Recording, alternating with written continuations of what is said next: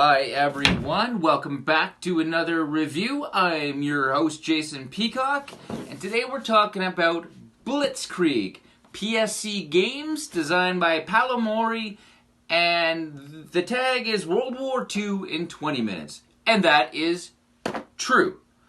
Let me show you how the game plays, and I'll tell you what I think. So here's a game of Blitzkrieg all set up. Each player is going to have 3 tokens randomly drawn from their bag, set up in front of them behind their screen. One player is the Axis and the other is the Allies, the Germans versus the Americans. So the Americans will get to go first in a game. You're going to win the game by getting to 25 points. And if 2 players go to 25 points, then whoever is more past 25 points is the winner. Or if a player has none of these in front of them at the start of their turn, then they instantly lose. If the Americans cross 25 points, then the German player will have one more turn to try and pass him. And if the German gets to 25 points, they immediately win. So they play the same number of turns. When you play a tile on the board, you have to play the topmost campaign, as they're called. And each of these are theaters.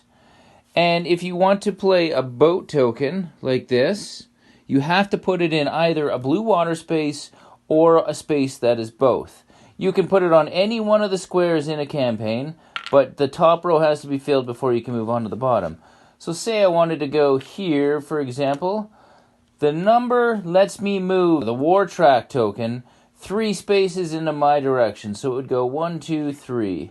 And if I cover up a symbol, in this case it's a factory, that would let me draw an extra tile out of my bag and put it in front of me. You always draw up at the end of your turn, so I would have 4 at the end of my turn. Once one of these fills up, then whatever side of the track the red cube is, that player is the winner of that campaign. They're going to score the points shown here, and if the red token has crossed any of these 2 little VP signals, they're going to get either 1 or 2 victory bonus on top of that. And then, once that's closed off, then the next one is opened up for the players to play on. All the different things are right here on your screen. You've got your armies, your navies, and the air. That can go on either space, it doesn't matter. The naval bombing lets you randomly take a token from the other player's screen. So then they would have 2 available. The Blitz lets you basically play a token and then immediately play another one, but you have to be careful because if you do a Blitz and the other person bombs you, you aren't going to have any tokens for your turn. And task forces, you basically ignore the special thing you get to do and you just put them down. Usually the higher point ones would have that. You've got the general that counts as 1 plus the number of army that's already in that spot. And you've got the Admiral, which counts as Navy, and he adds +1 for every Navy in the spot. Then you've got your nuclear bomb that'll raise the one you're on by 7. And all the other tracks, or theaters that haven't been finished would be -2. You've got the Spy that'll copy someone, and the Scientist, you can put them on any battle space. Now these yellow ones, these ones get drawn when you cover up the gear icon. You would grab one of these, or if it's a gear icon with the number 2, you would take 2 of these and add them into your bag. And they just give you like higher number tanks, or the Scientist, or the Spy, or the nuclear bomb. They're definitely all better than the ones that you start with in your army. And play continues back and forth until either someone has won by points, or someone has started their turn without any of these available due to the other player doing bombing runs on them. There is an expansion board for this game, the Nippon expansion. And this changes it up a bit. In this one, you've got a bunch of different campaigns going on. No real theaters per se. You start in the red background one, so there's only 4 that start the game. And then once one of these is closed off, this also introduces a new faction. It's going to be the Americans versus the Japanese. And the Japanese also have Godzilla. So just say I get my token up to here, and then I put something on that moves it up by 2. 1, 2. Then I get to choose where the next campaign starts, and I get to start with a +2 advantage in the next campaign. The game is essentially the same mechanically. You've got your different symbols on the board, you've got your bombing runs, you've got your technology advancement, your factories, your straight up victory points. These ones here, the +2, will add an extra 2 to whatever track you're on. And then the plus number with the arrows right here, this will let you add 1 to any other spot on the board. Strategic advantage. So other than that, this one plays the same. And if you want me to touch on the solo rules, you can play with either board. And the solo rules they're going to start with a certain advantage on a certain number of campaigns, depending on how difficult you want to make it. So say they start with +2 on 3 different campaigns. They are going to have 5 of their tiles face up.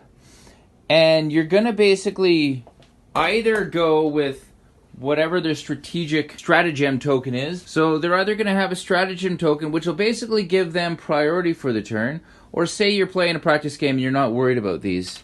They're going to pick a theater first that they can close and win. If they can't do that, then they're going to pick a campaign that they can close and win. And you just go down the selection. They're basically making the most efficient play. So they're going to choose the straight up victory points first and foremost if they have less than 20. They're going to choose the one that'll move 2 up in another spot. And then there's also rules for which one has the greatest, kind of advantage. But the solo rules aren't that complicated, and they play pretty smooth, and it feels like playing another player. That's how you play Blitzkrieg. So that was Blitzkrieg, and this I would consider a hidden gem of Essen. This game sets up in seconds, and I've been telling people this game has delicious decisions, and I like this game for the same reason I like Watergate, another 2-player game with delicious decisions. There is a lot of different things you can do. You can concentrate on your own thing. You can concentrate on countering an opponent. You got to be looking at what they could be doing.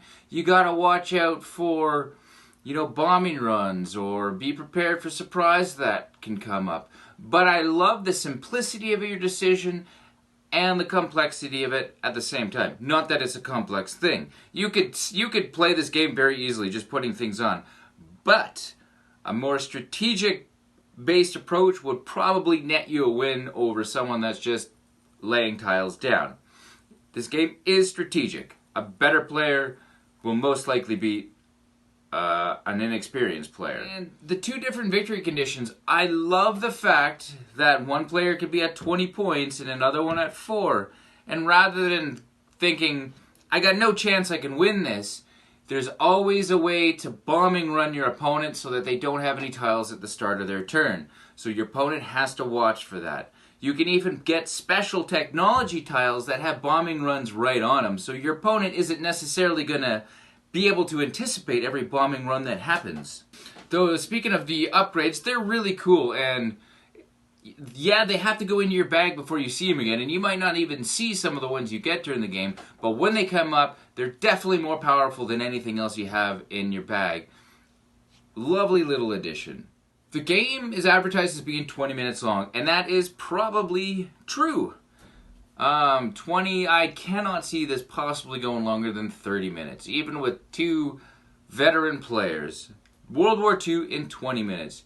It is that exactly. Is this game themeless? No, definitely not. I don't think so.